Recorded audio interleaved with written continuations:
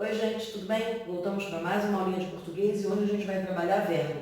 Vou dar a base do verbo. Antes da gente começar com conjugação, é importante que a gente entenda como a gente vai definir verbo e como é que a gente vai flexionar. Então, a primeira coisa que a gente tem que ver é que verbo é uma classe gramatical. A gente sabe que tem 10, que há 10 classes gramaticais.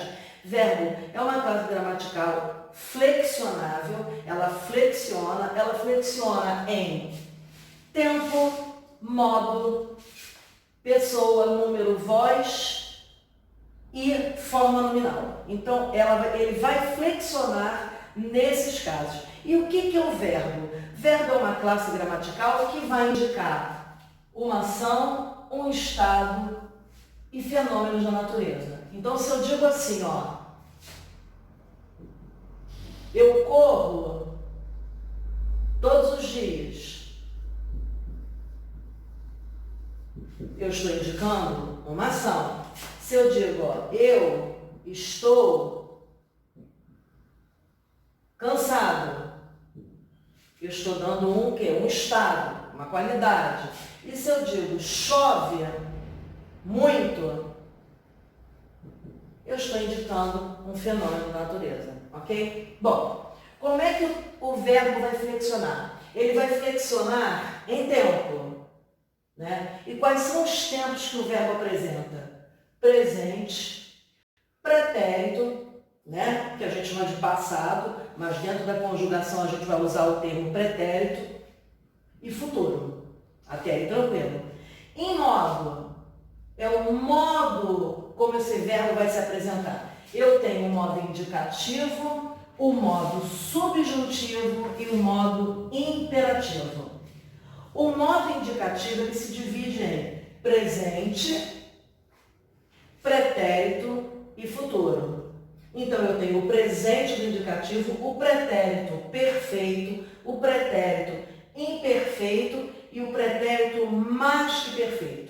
E o futuro, eu divido em futuro do presente e futuro do pretérito. E a gente vai depois ver como é que funciona essas conjugações, como é que elas funcionam. Bom, o que eu tenho que saber? Que o verbo, no modo do indicativo, ele vai indicar uma certeza.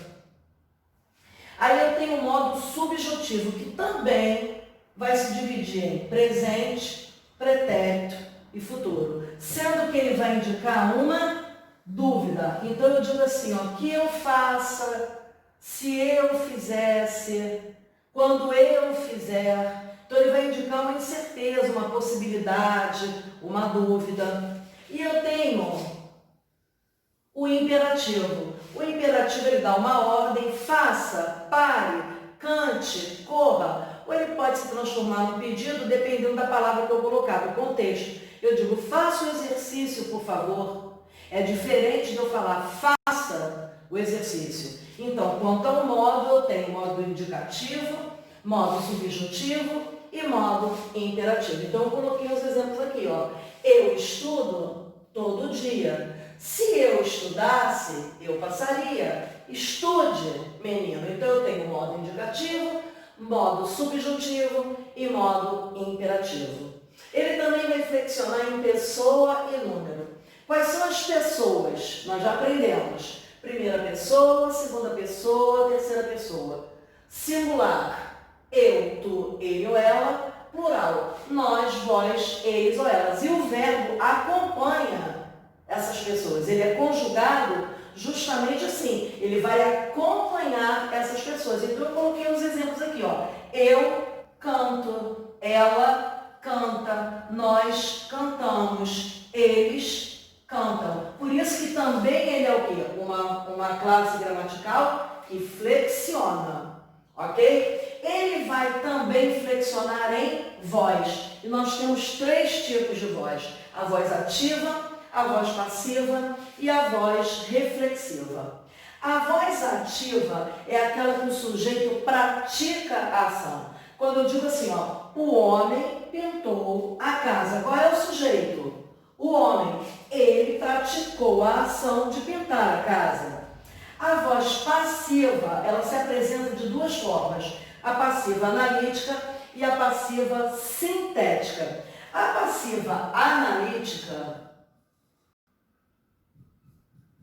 ela vai se apresentar dessa forma aqui, ó. É a voz que o sujeito sofre a ação. A ativa, o sujeito pratica a ação. A passiva, o sujeito sofre a ação. Então eu digo assim, ó, a casa, que é o sujeito, foi pintada pelo homem. Então, esse pelo homem aqui, ele vai ser analisado sintaticamente como agente da passiva. Por que ele tem esse nome, agente da passiva? Porque é a pessoa que age, que faz a ação na voz passiva. Se eu digo, minha mãe fez um bolo, ó, voz ativa. Quem é o sujeito? Minha mãe. Transformei para a voz passiva. O bolo foi feito pela minha mãe. Então, ela fez a ação de fazer o bolo, correto? Então, é o quê? É um agente, é a pessoa que age da voz passiva, ok? Bom, e nós temos a voz passiva sintética. A voz passiva sintética, ela se apresenta de uma forma diferente, ela vai ter sempre esse pronomezinho aqui, se, que ele é chamado de o quê? Pronome apassivador. Por que ele é apassivador? Porque ele é um pronome da voz passiva. Então, preste atenção. Aluga-se casa. Você observou que a casa está no singular. Então, o verbo também vai se apresentar no singular. E eu digo, alugam-se casas. Casas está no plural. Então, o verbo também vai acompanhar. Então, quando você olhar por aí, vende-se apartamentos, está errado. Por quê? Porque não são apartamentos, então, apartamentos não são vendidos, então, vendem-se apartamentos. Vende-se apartamento, aluga-se casa, alugam-se casas, ok? E a outra forma que a gente apresenta aqui, a voz reflexiva. O que é reflexiva? É bater e voltar. É aquela em que o sujeito pratica e ele mesmo sofre ação. Então, olha lá, ó, ela se cortou, ela fez o ato de cortar e ela sofreu isso.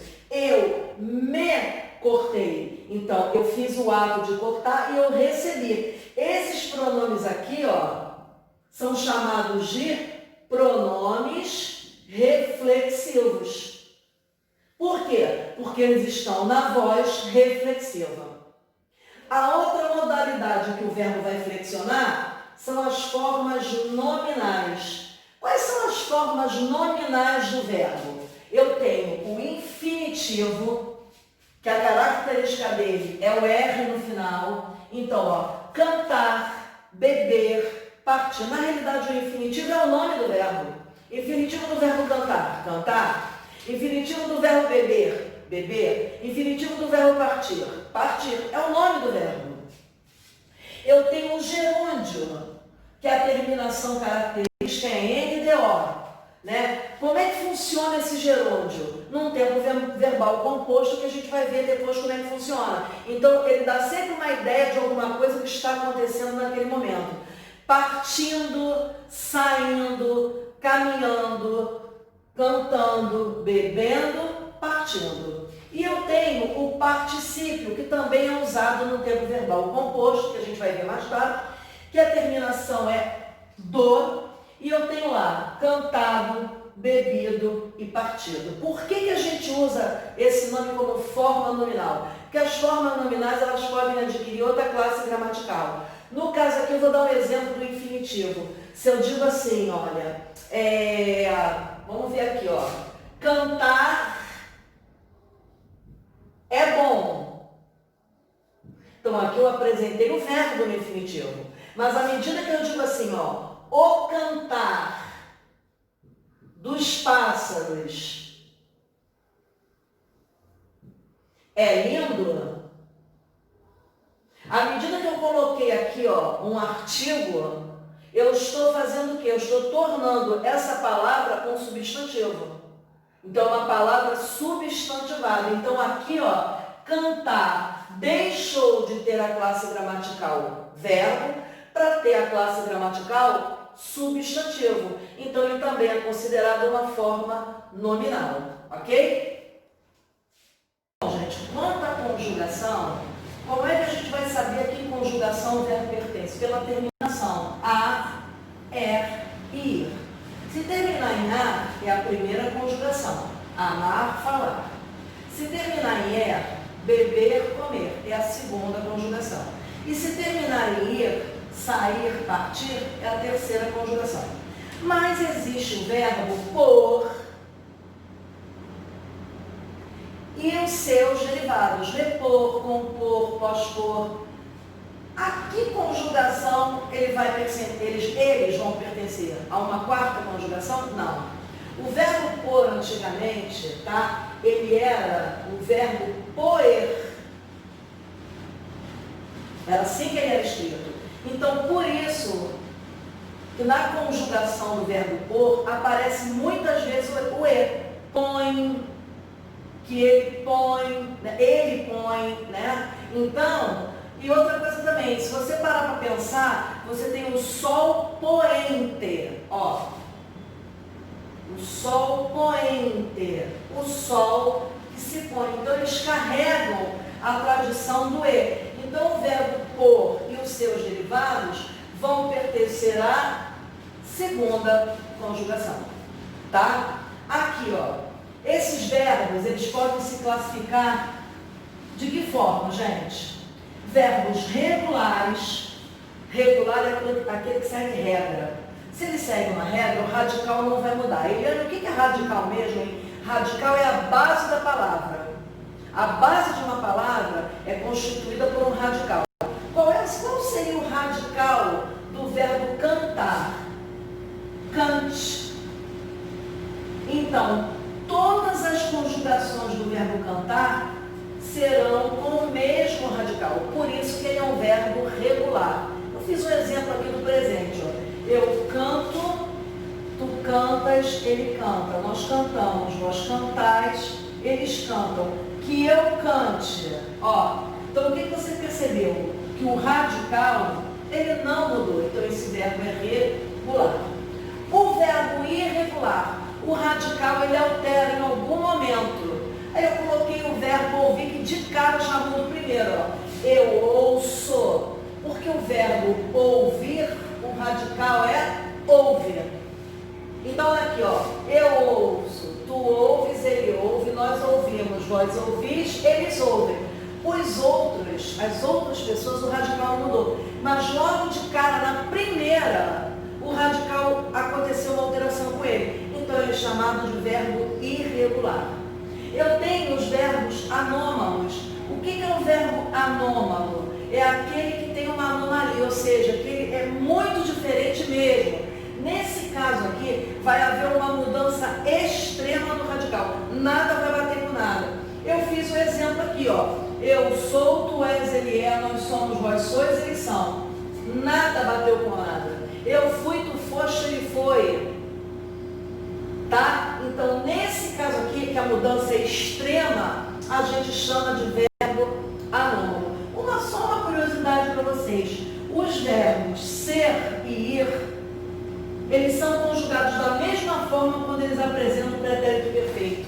Olha lá, ó. Eu fui, tu foste, ele foi, nós fomos, vós fostes, eles foram. E como é que eu vou saber, professora, se ele é verbo ser ou verbo ir? No contexto, eu fui um bom aluno, verbo ser.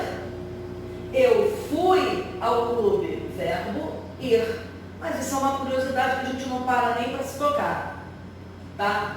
Um verbo abundante. O que é um verbo abundante? É aquele que vai apresentar mais de uma forma lá naquela forma nominal, no particípio. Eu tenho o particípio regular, que é o que termina com DO, que nós vimos, e eu tenho um particípio irregular. Então, por exemplo, o verbo aceitar, eu tenho um particípio aceitado e eu tenho um particípio aceito. Observe as duas frases aqui, ó. Ela havia aceitado a proposta. Eu usei o verbo no particípio regular e eu usei um verbo anterior, que é o verbo haver. Nesse caso aqui, o tempo verbal é composto. Então, o verbo haver vai ser o verbo auxiliar e o verbo aceitar vai ser o verbo principal. Tá? E olha aqui um outro exemplo. A proposta foi aceita por ela. O que você percebeu aqui? Que aqui eu usei o particípio irregular e o verbo o quê? Ser. Então, o que a gente pode deduzir disso? Que toda vez que a gente usa o particípio, esse tempo é composto. Com os verbos com particípio regular, eu vou usar os verbos auxiliares ter e haver. Mas, quando o meu particípio for irregular, eu vou usar os meus verbos auxiliares ser ou estar. Então, foi pago e não foi pagado. Ok? Bom, coloquei mais dois exemplos aqui do verbo. Ó, matar, que pode ser matado ou morto. E o verbo ganhar, que pode ser ganhado ou ganho. Sempre lembrando que eles são usados em tempos compostos com os verbos auxiliares regular, ter e haver, irregular, ser ou estar. Ok? E o verbo defectivo. O que é um verbo defectivo? É um verbo que tem um defeito, gente. Por que ele tem um defeito? Porque ele não é conjugado em todas as pessoas. Por exemplo, o verbo falir. Você conjuga esse verbo no presente indicativo. Eu falo, eu falho. Não, então esses verbos defectivos, eles não são conjugados em todas as pessoas. O verbo latir, eu lato. Não, então existem verbos que em algumas pessoas eles não são conjugados.